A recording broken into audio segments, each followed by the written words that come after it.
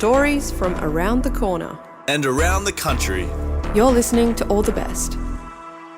Proudly supported by the Art Gallery of New South Wales. You're listening to All the Best from FBI Radio 94.5. I'm Kwame Slusher. This week, we imagine life after the apocalypse. But first, I would like to acknowledge that I'm recording from stolen and Gadigal land, and pay my respect to Gadigal elders past and present, and also recognize that the area where FBI Radio is situated, Redfern, has long been a place of storytelling, strength, resistance, and resilience for First Nations communities. Now I want you to close your eyes and imagine that we are at the end times. That this lonely broadcast is the only thing left on the airwaves. Or so it would seem. In this imagined future, your lonely host has been able to capture stray transmissions from around the Australian apocalypse. Our first transmission is from behind a glass dome during a zombie apocalypse in Sydney. And even in these dark times, a Year 8 class finds a reason to keep living. In 2025, a class of Year 8 students from Condell Park High School wrote a radio play about the future, the zombie apocalypse, and what makes life worth living. This is Dome Sweet Dome, coming to you from RP 103 radio station. The flowers all start to swim together, the blues and the pinks and the whites, all twisting and turning and blurring together, the colors reaching towards me. The night sky suddenly comes to life, swimming past the flowers, the stars filling the air around me. The edges of my vision start going black, my world growing darker and darker. The sky turned black. Meteors covered the sky. One hit our city. It let out a poisonous gas. Zombies covered from Bankstown to Campbelltown. They are always lingering. Where did the zombies go? Deep into the dark woods. Far into the outback. Where did the zombies go? To the Lakemba night markets? Where did the zombies go? To the blood donation van? Where did the zombies go? To the dome? To us? A Year 8 class hides from the zombies in a giant 5-kilometer wide glass dome. They sit and remember their life before the attack. Remember joking around by the campfire or playing video games with my friends. Freedom is my specialty. I cannot function properly without it. Freedom is to do what you love and to do what you want to do without anyone telling you how to do it or when to do it. It can also cure my fear. It's a very important thing in my life. I keep my bag placed in my room because it holds lifelong memories. I keep my family photo in my wallet because my family is and always will be there to protect me. I keep my belly full because I'll never be without. I keep my prayer mat tucked away neatly because I know God is always near me. I keep my friends entertained because they will do the same. I keep my country flag in my house because I was from there to return. The zombies start to bash through the glass dome. They bang, using my strength to cause destruction. They bang, motivated by the thought of fresh human flesh. They bang, one last time as the dome collapsed. They bang as the world ends. The class barely manages to escape from the collapsed dome. Lucky for the students, a leader emerges. Our grand Messiah, our holy Savior, he has come. Kendrick Lamar. Our stomach a storm, as they thunder and rumble. Kendrick Lamar builds a giant basketball backboard made of zombie-proof nuclear technology that when smashed will turn all the zombies back into humans. LeBron James steps up to smash the backboard. The shot to save the world. Like a ball as smooth as butter. Like a butterfly so high you can hear the flutter. Like people talking all this blutter. Like voices turn into cries. Like the crowd knowing they might die. Like little kids saying their final goodbye. Like LeBron soaring so high. Like a perfect swish and a great big sigh.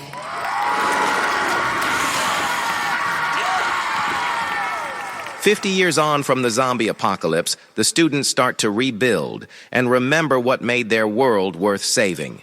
Putting it back to the way it used to be, like farmers sprouting a new seed, like constructing a tower with glimmering glass, like prime LeBron building his career brick by brick, like a radioactive bomb getting ready to explode, like someone raising their kids to save the world, like receiving applause from a whole church, like bringing people back to play basketball, like fixing a broken backboard, like combining radioactive francium and lightning to create something astonishing. Peace at last. We can finally relax and chill out together. Peace at last. GTA 6 is released, and so are the zombies from their eternal prison. Like shooting stars, they fly down on the roller coasters, screaming joyfully. Peace at last. The never-ending smiles glisten with glee, knowing they are safe from any harm. Peace at last. That was Dome Sweet Dome, and this is Year 8 Condell Park High School signing off. You're listening to All the Best on FBI Radio 94.5, and I'm Kwame Slusher. And that story was written and produced by Year 8 students at Condell Park High, and was also produced by Philip Wilcox. The sound design and production was by Milku. Our second transmission from the end times looks at the perils of publishing in the apocalypse. Because sometimes your literary dreams are more important than the end of the world. And a content warning. The following story has some explicit language. Apocalypse Then by Jake Dean.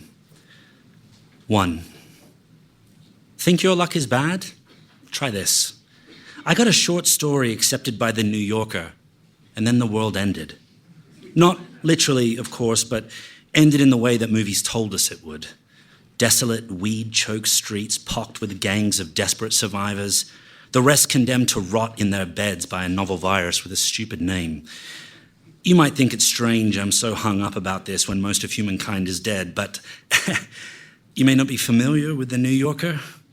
Put simply, the careers of writers that managed to get a story published in its esteemed pages were assured. Commercial and critical attention and a book deal would have followed. Crueler still, my story was picked from the slush pile, a 1 in a billion event that would have seen me plucked from obscurity, a middle-aged, pudgy, yet ruggedly handsome English teacher from sleepy southern Adelaide thrust onto the world stage. That's why we're going to New York City. 2.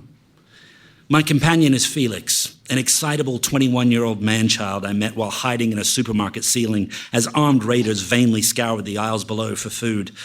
Once they'd left, Felix didn't try to kill me, which is always a positive sign, and even offered me half a can of baked beans.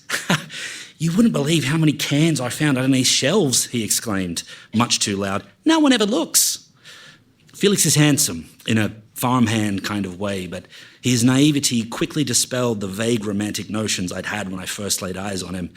He's gangly and lopes around like an exotic monkey, but the muscles in his calves and forearms betray a latent strength. One I deduced could come in handy for protection, alongside his clearly pliable brain. This was the reason, I suppose, why I found myself inviting him on my journey south on foot to what was once a quaint riverside holiday town. Later, I wondered whether the invitation was a fight or flight response, my mind's last-ditch effort to make a connection before I went mad. In any case, the universe rewarded my pathetic plea. Turns out Felix can drive a boat. 3. I used to drive through the leafy Adelaide hills with a coffee and listen to the New Yorker's fiction podcasts. I inhaled the masters reading their work or the work of other masters. The readings were bookended by editor Deborah Treisman's soothing authorial voice, which cleansed me and filled me with vigor and hope that I too could one day write like them. We only conversed via email when she edited my story, but her sincerity shone through there too. Even while she excised the odd weak spot and tightened the screws to ensure my story was worthy of the magazine's acclaimed lineage, I hope she's okay. And if she's not, I hope it was quick. 4. Reckon we load this stuff into the cabin, Henry? Felix holds a duffel bag and stands alongside a mound of other gear we've assembled for our voyage. I want to say, no, Felix, I think we should fasten it all to the stern so it'll be swiftly lost to the Bass Strait. But I've been working on being more patient, so I say, yes, Felix, that'd be grand. Wow, This would make a great short story, Felix says, grinning incredulously. He's been saying this a lot, convinced every single mundane thing he experiences might form his magnum opus. I suppose I'm partly to blame. Apocalypse Then is the name of our literary journal.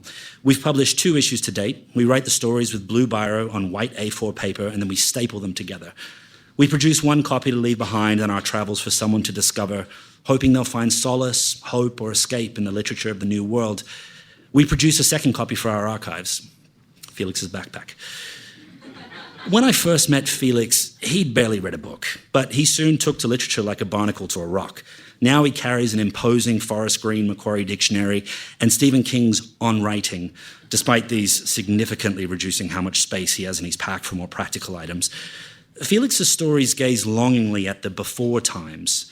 They typically involve a hero, often a detective, vanquishing evildoers in complex fight scenes.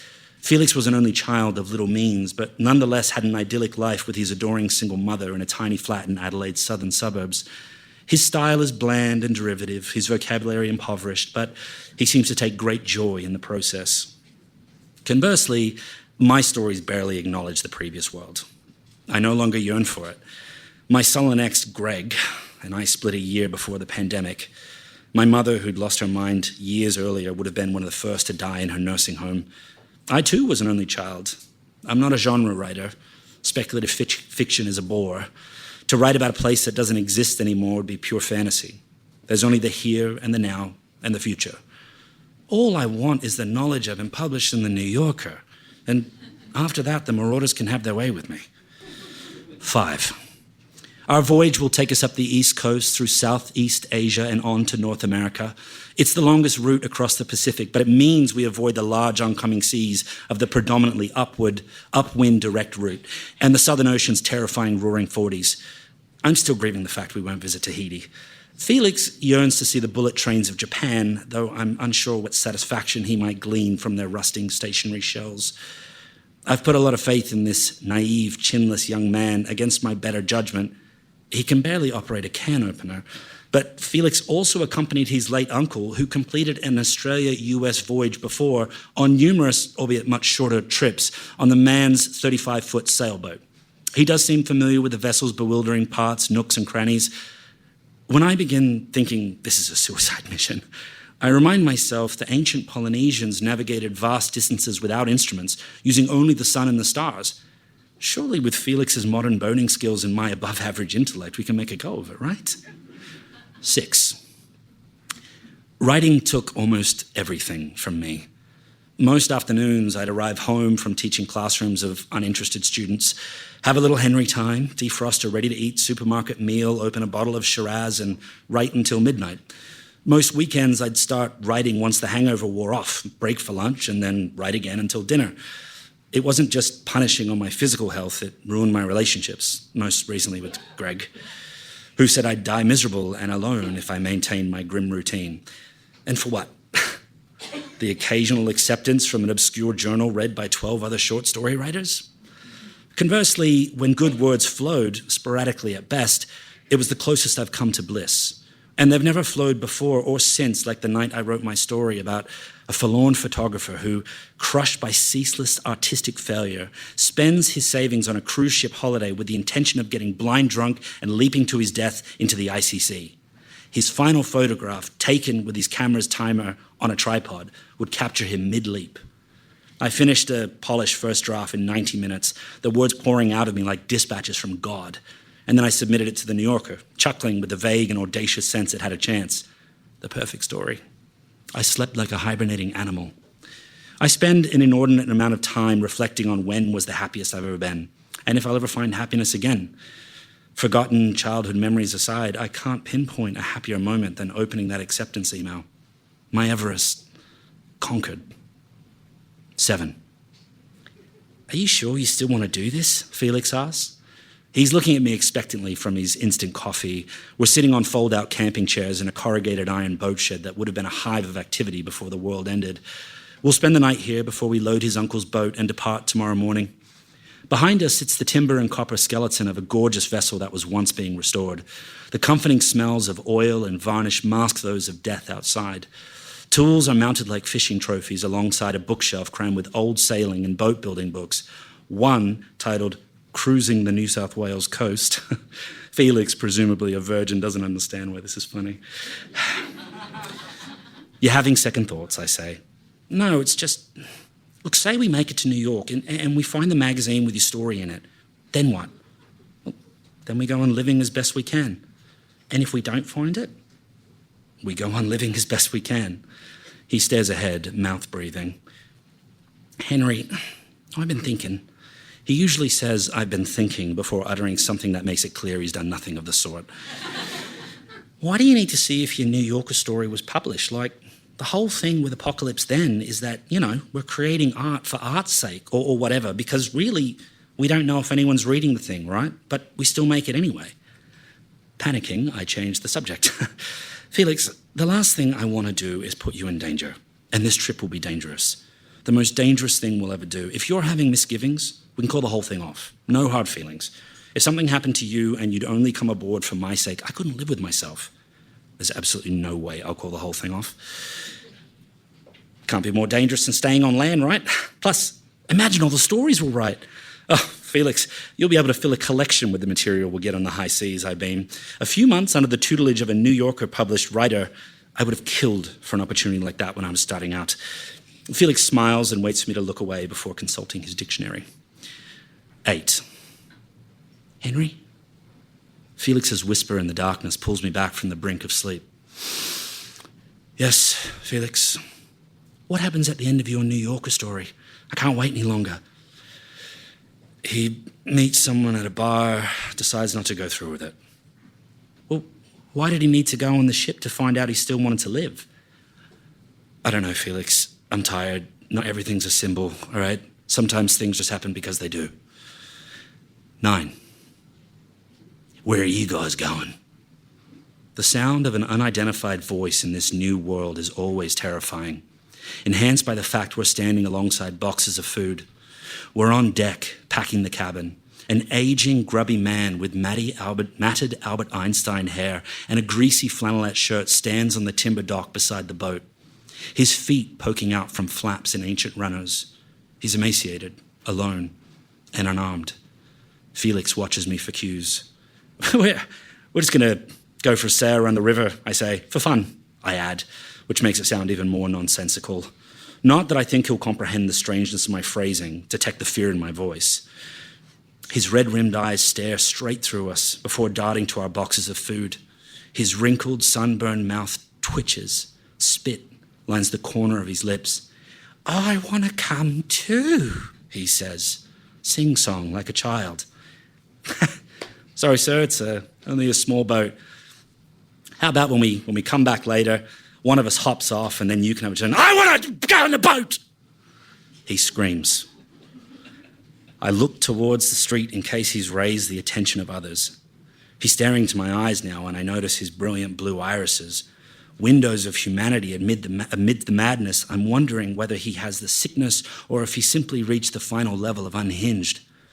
He steps towards the boat. I instinctively step towards him to block his path.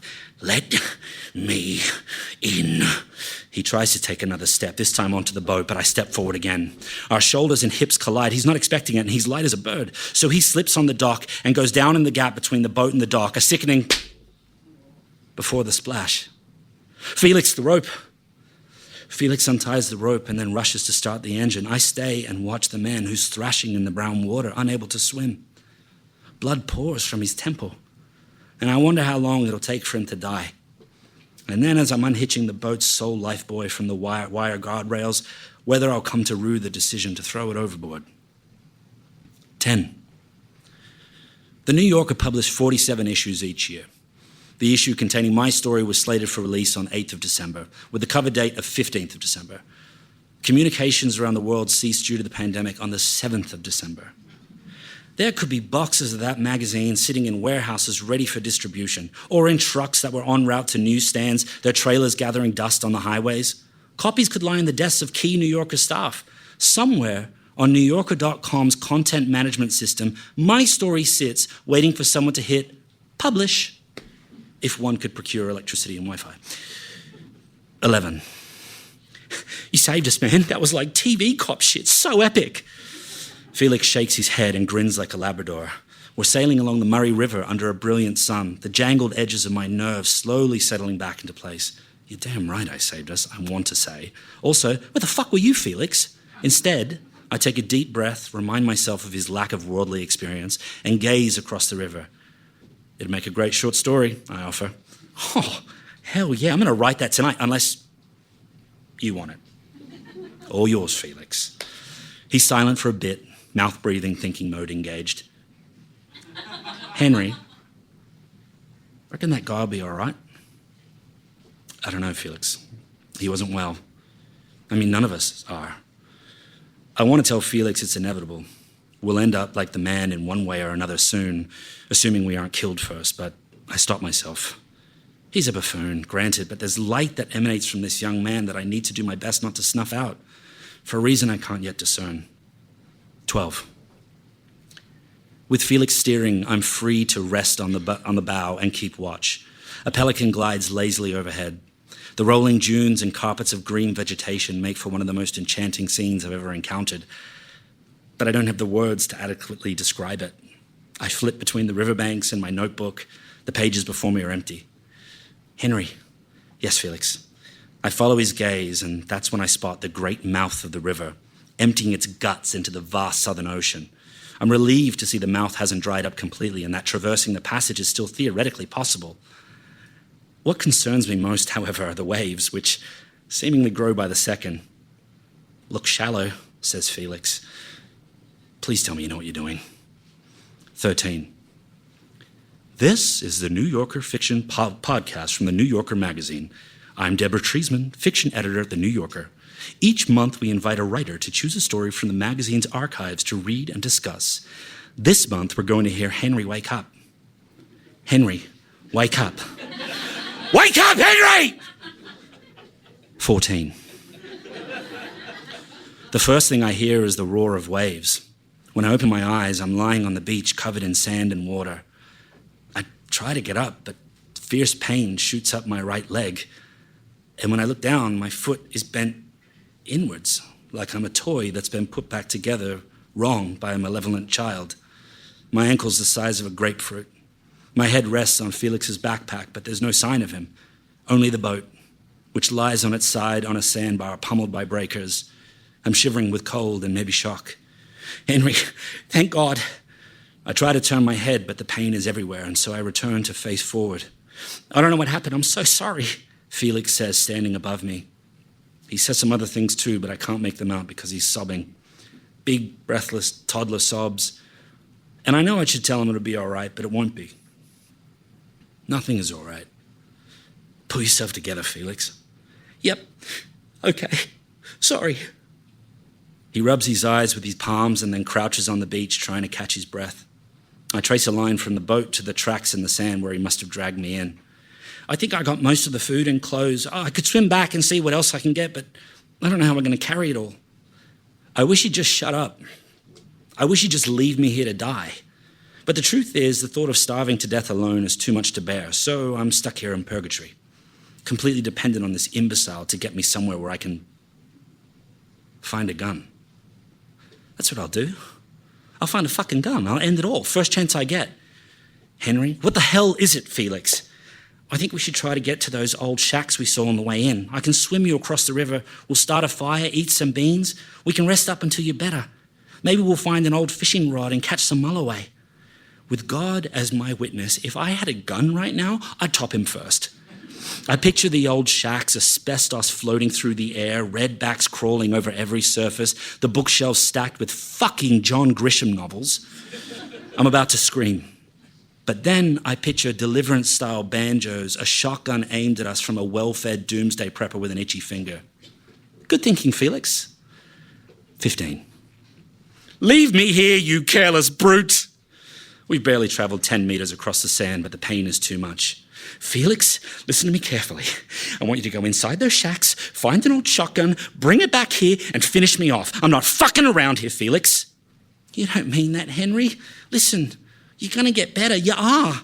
We're going to take it easy for a while, and you're going to get better, okay? Think about all the stories we'll be able to write for the journal. Oh, give it up, Felix. It's all a big joke. The journal's bullshit. The Polynesians are bullshit. None of it matters. Jesus Christ, I reached the fucking summit and now I'm here arguing with some brain-dead beanpole about the grubby pieces of paper he carries around in his fucking backpack. He's silent now. And I know I've gone too far, but my leg and my head hurt too much to care. Well, he says finally, you don't have to keep writing for it. But I'm going to. 16. Karen and Tracy's shack looks approximately how I imagined it, but they're much more congenial hosts. When we collapsed on their porch, Felix at the point of exhaustion from carrying me across the river, and I with my grotesque leg, they didn't brandish weapons or turn us away. Instead, the grey-haired pair rushed over and tended to us with towels, blankets, and bandages. And I gleaned from their murmurings as I dozed that Tracy's more apprehensive about us staying on after we've recuperated, while Karen, whose family owned the shack, thinks we should stay for as long as we like if we prove to be kind and industrious people. In Felix, at least, they found someone who can help collect firewood, catch and prepare food, and keep watch for raiders. This morning, the three of them took kayaks across the river to collect the food Felix had dragged onto the beach, and then they went fishing. They returned around lunchtime with the rations, a pair of brim, and a bucket filled with pippies. Their cooking smells drift down the hallway to the spare bedroom where I lie in a single bed, my mouth watering. Felix reads a demented passage from his latest excuse for a story, and the kitchen fills with their laughter. Perhaps it's these simple pleasures that life's all about now. Human connection, nature, a hearty meal. Perhaps these things are all we can hope for and are all we really need. Writing, the thing that defined me for so much of my life, no longer seems a useful or healthy pursuit. Tracy and Karen seem to do fine without it, though of course they do have love and intimacy. My lack of these things suddenly throbs like a bee sting. I imagine Greg asleep alongside me, morning light reaching through the shack's dusty shutters. I try to picture myself pulling a fish over the edge of a kayak or standing atop a ladder repairing some broken plasterboard on the shack. Tracy placing a handful of nails in my calloused palm. The generator whines, but it's drowned out by music. An old African-American jazz singer who sounds vaguely familiar. The power is supposed to be for emergency use only, but Karen was adamant it be turned on briefly for a celebration. Of what? I asked. That you made it here. That you're alive. I hear footsteps on the floorboards in the hall. Felix pokes the top half of his ridiculous body into the doorway. How you holding up, big guy? Been better, Felix. He doesn't answer, and he fiddles around in his pocket before walking hesitantly over to the bed. He hands me my phone, which miraculously lights up when my fingers brush the screen. I'm too stunned to speak. I unlock it with a thrill of familiarity. I plugged it in when they started up the generator. Don't tell the girls, though. Tracy seems like a hard ass. But how? I chucked whatever I could from the boat in my backpack before everything got soaked. Managed to save the journals too. I nod and I squint back into the phone, its rows of tiny apps back from the dead. I'll bring you some food, he says, and begins walking out. Felix, I'm sorry about what I said. I didn't mean it. He turns, smiles, then walks back to the kitchen. I spend a minute or two scrolling through photos, scanning the now dead faces of old friends. Greg and pictures of books alongside soy flat whites, which I'd once thought looked tasteful, but now seem astonishingly pointless. Tiring of the parade of sadness, I open the podcast app, enticed by the prospect of listening to someone who's not talking solely about survival. When I see the description of the item at the top of the downloaded episodes queue, I press play and begin to weep. This is The Writer's Voice, new fiction from The New Yorker. I'm Deborah Treisman, fiction editor at The New Yorker. On this episode of The Writer's Voice, we'll hear Henry Fenwick read his story, Long Exposure, from the December 15 issue of the magazine. Fenwick has published short stories in Australia and abroad, and he's a winner of the Echo Literature Prize. Now here's Henry Fenwick. Thank you.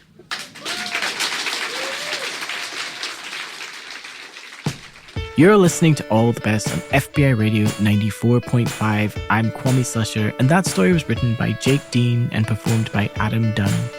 The producer was Jane Messer. The audio engineer was Martin Gallagher. It's part of a fabulous live storytelling show and podcast called Story Saloon that pairs some of Australia's best writers with its best performers for electric live reads. You can catch their next live show on October 7th at the Vanguard. Head to our show notes for details and where you can hear other stories like Jake's. And if you're hungry for more storytelling, and I don't mean in a kind of undead zombie way, then keep listening to All the Best for unique stories from independent audio makers from SoCal, Sydney, and around the country. Definitely catch our live radio broadcast on Sundays at 9:30 a.m. on FBI Radio 94.5. We also release a brand new episode every Tuesday at 4 p.m. on All the Best Radio, Spotify, and Apple Podcasts. Follow us now so you never miss an episode. All the Best would like to acknowledge the traditional owners of the lands in which we make these stories and pay our respects to elders past and present. All the Best is made at FBI Radio on Gadigal land in association with SYN and 3RRR on Wurundjeri, Woiwurrung and Boonwurrung lands and ACCC on Arrente and Wurumungu lands. The All the Best executive producer is Mel Bakewell. Phoebe Adler-Ryan is our events and partnerships coordinator. Patrick McKenzie is our community coordinator. And a special shout out to some of our amazing volunteers, especially Sharon, Ray, Sue, Lindsay, Andrew, and Ash, who helped to make All the Best possible. Shining Bird composed our theme music, and Annie Hamilton designed the artwork. We're heard across Australia on the Community Radio Network, and we're made possible by the Art Gallery of New South Wales and the Community Broadcasting Foundation. You can find our full archive of more than 600 episodes at allthebestradio.com. I'm Kwame Slusher. Stay safe out there, and thanks for listening.